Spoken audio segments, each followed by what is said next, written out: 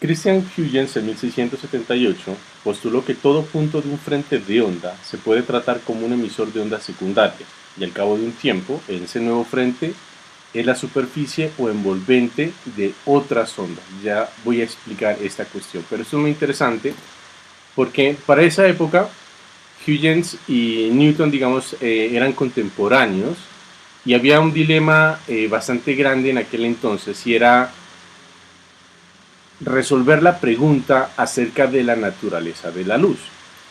Como ustedes saben, estamos en una época relacionada con el Renacimiento. Los libres pensadores pudieron comenzar a pensar sin, digamos, ningún tipo de yugo que los pudiera amenazar por decir o pensar y, y dar sus ideas respecto al comportamiento de la naturaleza, porque pues hubo un contexto sociopolítico en aquel entonces que permitió, digamos, que la cuestión o el problema que se tenía con la Iglesia Católica en aquel entonces por el problema de la Inquisición fuera poco a poco disminuyendo, y personas como Newton, como Huygens, eh, no tuvieron el problema que tuvieron, por ejemplo, Copérnico o Galileo. Entonces empiezan a aparecer bastantes ideas diferentes, interesantes, nuevas acerca de la naturaleza en general. Y una de esas preguntas pues era la luz, que comenzó a llamar mucho la atención desde la invención del telescopio, el microscopio y el juego de los diferentes lentes que permitían pues hacer toda esta clase de experimentos tan llamativos que hoy en día ustedes ven en un curso prácticamente de óptica. Entonces Huygens, Newton empiezan a hacer experimentos aprovechando pues este auge y la posibilidad que ellos tenían de adquirir equipos de este estilo y sobre todo de poder diseñarlos, porque hay que tener presente que estos personajes no solamente eran teóricos, sino también experimentales. Ellos postulaban ideas, pero a priori procuraban mirar la manera de hacer los experimentos que permitían demostrarlo. O sea, tenían un grado de completez en su formación bastante impresionante. Entonces ellos tenían esa especie de hobby, porque es que, como creo que yo les he dicho en alguna ocasión, en aquel entonces usted era rico o era pobre, así era, no daba lugar a una clase media. Digamos que la clase media es como una invención de la sociedad moderna. En ese entonces usted era o estaba muy bien o era rico, o era pobre y estaba muy llevado, perdóname la expresión, o en su defecto era clérigo, ¿sí? Que digamos un clérigo, pues usted no podía decir que fuera rico, tampoco pobre, pues eso dependía de cómo eran los votos que decidía tomar. Un ejemplo, eh, Johannes Kepler, por ejemplo, Copérnico también, ellos eran clérigos. Entonces, había, digamos, esta cuestión social que hacía que, por ejemplo, personajes como Newton, como Huygens, tal vez como Hooke, aunque Hooke pues sí empezó siendo muy pobre, pero luego él poco a poco empezó a sobresalir. Entonces ellos adquieren una cierta posición ventajosa que hacía que no tuvieran que preocuparse, digamos, por estar labrando el campo o haciendo trabajos que hacía la gente de un estrato muy pobre. Entonces tenían bastante tiempo libre, realmente. O sea, contaban con dinero, contaban con recursos, contaban con tiempo libre. Y este tipo de cosas les llamaba la atención porque tenían los conocimientos para tratarlas, tenían los recursos para no preocuparse por otras cosas, y les permitía entonces dar ese paso a mirar por qué sucedían las cosas. Entonces Newton, por ejemplo, en la época de la peste negra, a Newton la familia lo mandó a una casa de campo, por decirlo de esa manera, para protegerlo, y entonces ahí es donde hizo bastante de sus experimentos en óptica. Newton trabajó mucho sobre la óptica, digamos, muchos principios también se le deben a él, particularmente el estudio de la refracción y haber descubierto que la luz blanca se descomponía en todos los colores del arco iris. Entonces, él empieza a pensar acerca, bueno, ¿y es la luz, de qué está compuesta, cómo es su mecanismo y cómo se podía tratar, pero pensando desde algo que llamaríamos hoy en día primeros principios, desde lo más básico y de qué se compone la luz. Entonces él formula, estoy hablando de Newton, formula que la luz está compuesta por una serie de partículas y que es la interacción de estas partículas con el entorno circundante lo que permite que existan los fenómenos que se conocían de reflexión, de refracción, de tal vez hasta de la interferencia. Entonces, él postula esa idea, pero al mismo tiempo Christian Huygens postula otra, que era que la luz realmente es una onda, es una forma de onda que se propaga en el espacio y que satisface pues todas las propiedades que se conocían hasta ese entonces para las ondas. Me parece, digamos, esa discrepancia y ese dilema grande, porque pues estamos hablando de dos personajes bastante importantes para la física. Tal vez hoy en día nosotros estamos más familiarizados con el nombre de Newton, porque tal vez la misma cultura lo ha popularizado enormemente. Digamos, hay una gran cantidad de historias tras de él, de mitos tal vez, por ejemplo lo de la manzana, cosas por el estilo. Entonces eso ha hecho que en la cultura contemporánea se volviera muy relevante, muy importante, muy conocido. Eso es como hablar de Einstein. Pero pues en su época Huygens también era tan relevante como Newton y pues un criterio de Huygens era tan importante como un criterio de Newton. Entonces uno no podía tomar partido por uno o por el otro que porque el uno era una eminencia y el otro no. Piense por ejemplo en el caso de Einstein. Cuando Einstein postula sus teorías era un total desconocido, ¿sí? Ya después fue que adquirió cierta relevancia histórica y él sí gozó, digamos, en vida de esa popularidad, la misma que gozó Newton también en vida. Pero la cuestión es que Huygens postula esta teoría y aparecen partidarios, ¿no? Partidarios de Newton, partidarios de Huygens, y en ese entonces era muy filosófica la cuestión porque tenga presente que no habían, digamos, ni tantos experimentos como para poder demostrar las cosas como uno quería. Entonces a la larga terminaba siendo en principio una especie de dilema filosófico, porque era a quién creerle, y usted decidía a quién le creía y a quién le tomaba partido, hasta que digamos la tecnología permitiese comprobar cuál de las teorías era cierta y cuál de los personajes tenía la razón, por decirlo de alguna manera. Entonces durante tal vez unos 300 años prácticamente, quien aparentemente tenía la razón era Huygens, porque los experimentos sobre la luz demostraron que la luz se reflejaba, se transmitía, se difractaba, sufría efectos de interferencia, se refractaba, bueno, etc. Entonces, la luz tenía los mismos comportamientos que las demás ondas. Eso dio a concluir, digamos, tal vez de una manera muy tajante, de que la luz, pues efectivamente es una onda.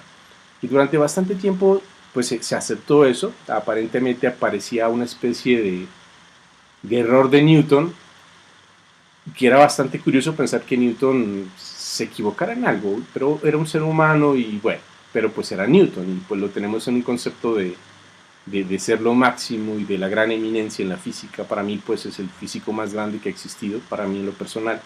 Entonces, durante estos 300 años las cosas funcionaron muy bien con la teoría ondulatoria para la luz, pero luego a finales del siglo XIX, comienzos del siglo XX, aparece el efecto fotoeléctrico, el cual fue descubierto por Hertz, y luego a la larga explicado por Einstein. La cuestión con este fenómeno es que no podía explicarse desde la perspectiva de la teoría ondulatoria de la luz. No había manera alguna, primero que todo. Segundo, la teoría clásica tampoco funcionaba. Así que Einstein recoge pues resultados de otras cuestiones, ¿no? Primero, asume que la luz realmente son partículas y entonces ahí se acoge el término de fotón para estas partículas. Por eso todo lo relacionado con luz tiene la palabra foto, ¿no? Fotoeléctrico, fotovoltaico, fotosensor. La misma foto, cuando se dice voy a tomarme una foto, viene de esa parte. Segundo, también inevitablemente la teoría clásica no podía, a pesar de que se tomara esta teoría corpuscular para la luz, no podía darle una explicación bien clara al fenómeno del efecto fotoeléctrico. Entonces hay la necesidad de cuantizar la energía. Ya Einstein toma esta parte de la cuantización de la energía de lo que había hecho inicialmente Planck respecto al estudio de la radiación del cuerpo negro. Así que, digamos, se acoge todas estas cuestiones y ahora la luz pasa a ser un corpúsculo. Pero al mismo tiempo sigue presentando los fenómenos ondulatorios. Por eso hoy en día decimos que la luz tiene componentes onda y partícula, o tiene la dualidad onda-partícula, más bien es lo correcto decir. Entonces, hoy en día se asumen las dos cuestiones, o sea que a la larga ni los dos estaban equivocados, ni los dos tenían la razón del todo. Era como una especie de 50 y 50 ahí, que bueno, eso hace, digamos, esta parte histórica muy relevante, pero siempre se ha dicho que es muy importante conocer toda esta cuestión de la historia de cómo se fundamenta la física. Entonces, bien, les decía que Huygens entonces genera una idea que es bastante interesante, pero que permite hacer un análisis de la óptica de una manera muy formal, pero al mismo tiempo con una simpleza enormemente hermosa. Primero, se debe definir algo que se llama un frente de onda. Entonces, entendamos qué es un frente de onda, para entender luego el principio de Huygens. Cuando yo tengo una fuente, supongamos que esto es una fuente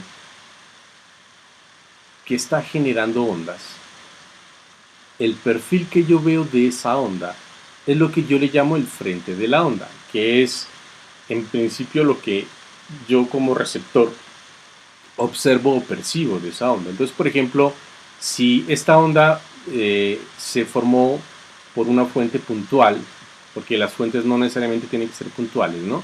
Pero si se formó por una fuente puntual, entonces si yo estoy muy cerca de esa fuente, por ejemplo, supongamos que este personaje está percibiendo esa onda, evidentemente él mira un perfil que es parte de un arco de circunferencia. Entonces él vería algo que nosotros llamamos una onda esférica.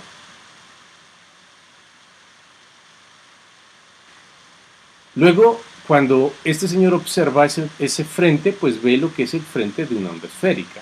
Pero si él no estuviera tan cerca a la fuente, sino que estuviera lo suficientemente alejado de la misma, supongamos que esta es la fuente, voy a llamarla simplemente F, y entonces esa fuente generó esas ondas, que ya les he hablado en otra ocasión, y él está tan lejos, ¿sí?, que lo que observa es esto. A él le llega parte de ese perfil, pero prácticamente él mira un plano. Eso es similar a lo que nosotros vemos en la Tierra. Nosotros la vemos plana porque estamos muy cerca de su superficie y no notamos esa curvatura. Entonces aquí diríamos un frente de onda plano, acá tendríamos un frente de onda esférico. Pero también depende de la fuente, ¿no? Por ejemplo, ustedes vieron en la cubeta de ondas, si yo tengo, por ejemplo, una barra de esta forma, entonces el perfil de las ondas que esa barra va a generar son ondas planas, ¿sí? Pues aquí tendríamos un frente de onda plana. Pero la idea de frente de onda entonces es esto, es el perfil que me llega a mí de esa onda, desde la fuente. Eso viene siendo un frente de onda. Entonces, la idea de Huygens, que da origen a su principio, es el hecho de que él asume de que dada una onda a partir de cierta fuente y teniendo un frente de onda, entonces Huygens nos dice que si yo cojo un punto cualquiera sobre un frente de onda cualquiera, ese punto se puede considerar como si fuera una nueva fuente emisora de ondas. Por ejemplo, tendría esto. Imagine ahora otro punto aquí. Claro que evidentemente serían absolutamente todos los puntos de ese frente de onda. El nuevo frente de ondas se obtiene por la envolvente de todas estas primeras ondas. Lo mismo sería si pensara en esta, lo mismo sería si pensara en estas. Estos frentes de onda se van obteniendo a partir de los frentes de onda que se tiene anterior al nuevo frente de onda. Ese viene siendo. Hay un experimento que permite demostrar esta idea de Huygens sobre su principio. Y es el siguiente. Suponga que esto es una fuente que va a emitir ondas. Esas ondas se van a propagar, y por ser una fuente puntual, pues va a ser una onda esférica, y se van a propagar en todas direcciones hasta llegar a esto que es una barrera. Entonces, esas ondas se van a propagar. Es un frente de onda esférico.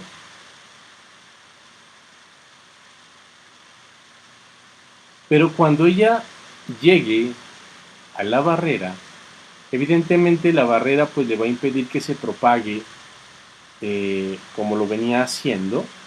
Y lo que la experiencia demuestra es que aquí, en este pequeño espacio que se dejó atravesando, digamos, esa barrera, se genera la propagación de la onda, pero mire que pareciera como si surgiera una nueva onda a partir de ese frente. Ella viene, digamos, normal, se expande en todas direcciones, llega al obstáculo y tiene este pequeño espacio por el cual puede seguir. Entonces empieza a volver a crearse y esto pareciera como si fuera una fuente puntual. Pero mire que aquí no hay una fuente, ¿no? La fuente estaba acá. Esta es la que originó las ondas. La onda simplemente se propagó y como tenía este pequeño espacio, siguió propagándose. Pero la cuestión es que es como si hubiera sido uno de los puntos del frente de onda que se vio obstaculizado aquí y el único que tuvo paso para volver o para continuar con su movimiento, con su camino. Pero este aparece como si fuera un nuevo frente de onda. Esto es el principio de Huygens y este experimento permite comprobarlo. Y esto permite definir otro concepto y es el concepto de un rayo. Un rayo es una línea que en todo punto del espacio es perpendicular al frente de onda y tiene la misma orientación de la propagación de la onda. Para que entendamos en términos de nuestros esquemas, por ejemplo, vámonos un poquito acá. Empecemos aquí. Yo puedo coger desde el frente de onda, trazar una línea recta que tenga la particularidad de ser perpendicular a los frentes de onda. Esto es lo que nosotros le llamamos los rayos. Cada rayo siempre es perpendicular en cada punto a cada uno de los frentes de onda. Acá abajo, por ejemplo, este sería el rayo. Claro está que siempre debe satisfacer esa condición. Los rayos son perpendiculares en cada punto al frente de onda. En el caso de una onda plana, pues es tal vez evidente, porque pues siempre van a ser perpendiculares a los frentes de onda. Y bueno, este sí sería totalmente análogo al dibujo que hice arriba. Este es el concepto de rayo, que es muy importante en óptica geométrica, porque nosotros en óptica geométrica abordamos el problema de la luz no tanto desde la perspectiva del frente de onda, sino del rayo que viene asociado a dicho frente de onda. Entonces, esto da lugar a una de las definiciones en física y particularmente en óptica tal vez más relevantes que tenemos, que viene siendo el concepto del índice de refracción.